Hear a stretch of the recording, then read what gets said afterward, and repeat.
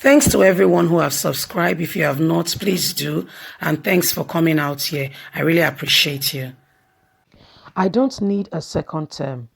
I am ready to return to US or Saudi Arabia to enjoy my life after first term, says Nasarawa governor. Nasarawa State Governor Abdullahi Salah has said that he is not bothered about being re-elected in 2023.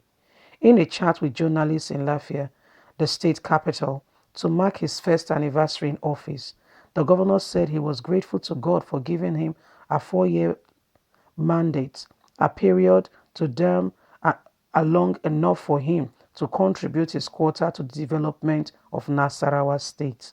The governor, who was responding to a question on the speculations around the state that the people might not be ready to re-elect him in 2023, he said, "I'm not ready to come for election again. I'm ready to return to the US or Saudi Arabia to enjoy my life after my 4 years mandate. That is all." According to him, one thing I've never been threatened about in life is my second term as a governor. Let me tell you, in 1998, while working in the US, I felt I was bored. I took my early retirement package from an oil company. I went and set up a small company and we are running our business.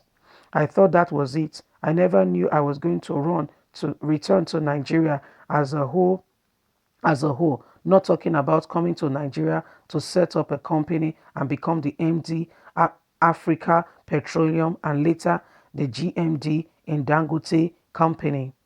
That was even when I started enjoying life, not today. So I went through all this as extra in life, things I have never and would never thought about. But because God has blessed me, it was, it is that it is what has happened and is actually happening. I am really surprised.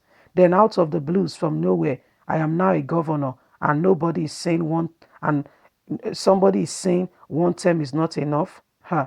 I, I cried myself to sleep when I became the governor. To hell with any 2023 and to hell with any second term. One term, yes, is fine. And that is how I look and I want. One term is good enough for me.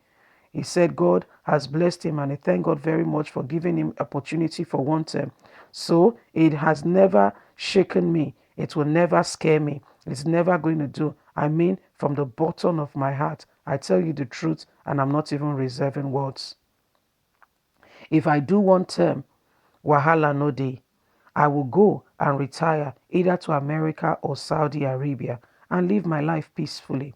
And I know that no EFCC will call me because I am not stealing government money. So one term is enough for me. To hell with whoever wants 2 terms or more. I'm happy. I have lived well. God has blessed me. I never thought I would get to where I am now. I'm really pleased. Let me tell you, I am happy to take it from here. So I will never be sleeping and be bothered about someone not supporting me for a return to office. I have never thought about it and it's not a problem to me because I'm very happy with where I am now. After my first term, like I said, I am retiring either to Saudi Arabia or to the United States of America, where I'm also a citizen. Well, my people, you have heard it, the long and breadth and the short of it. Nasarawa governor is not bothered about being re-elected. He's quite happy with one term, and that is it.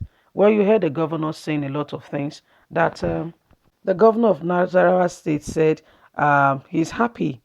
He gave his history, how he was working in America and how he was working in America. And he thought about it, he decided to take an early retirement, an oil firm in America. He took an early retirement, packed his bag and baggages, and guess what? Got prepared, got everything. And yes, he got everything set and moved down to Nigeria. Yes, when he got to Nigeria, how he was working an oil company in Nigeria. And from there, he was working the oil company, was doing well. And from there, guess what? He said, no, no, no. He packed he took an early retirement. Yes, he took an early retirement, got things together, started a small company. And guess what? He came back home. Coming back home, he became the MD of Dangote's company. Yes, he had his own business was still running, his petroleum business was still running and doing fine. He was quite happy with that. He was doing very well. Yes, and after that, he became the GMD of Dangote's establishment. And from nowhere, according to him, you heard the news. He became the governor of Nasarawa State. The guy said God has blessed him enough that he did not know that he will ever get to where he is now. So getting there is, in fact, he himself is shocked and is quite happy with what God has blessed him with. Look at his journey. And speaking, he's also U.S. citizen and he has right to come and live in Saudi Arabia. He has made money and he know that at the end of the day, according to him, EFCC will not chase him. Why? He said he has because he's not stealing state money. Well, there is allegations going on that the state will not vote him in again because of some issues. But anyhow, he said he's not bothered. He goes to bed with his eyes closed, not bothered about who will vote him or who will not vote him, what will happen or what will not happen. He said because he's quite happy that he never knew he would become the governor of his state. So becoming the governor of his state is a plus to his life, you see. So if we begin to see life like this, that every opportunity you have is to add to people, and guess what, when you work, when your performance show, you will not be the one lobbying for a second tenure. The people will naturally swing to you. The people will naturally tend to you. The people will naturally look in your favor, and they will be the one to go out of their way to say, you know what, let us bring this man in. They know you have money, but they will even go ahead and buy your nomination form, your interest form. They'll begin to say to people, no, he deserves to be our president, our governor, and all that.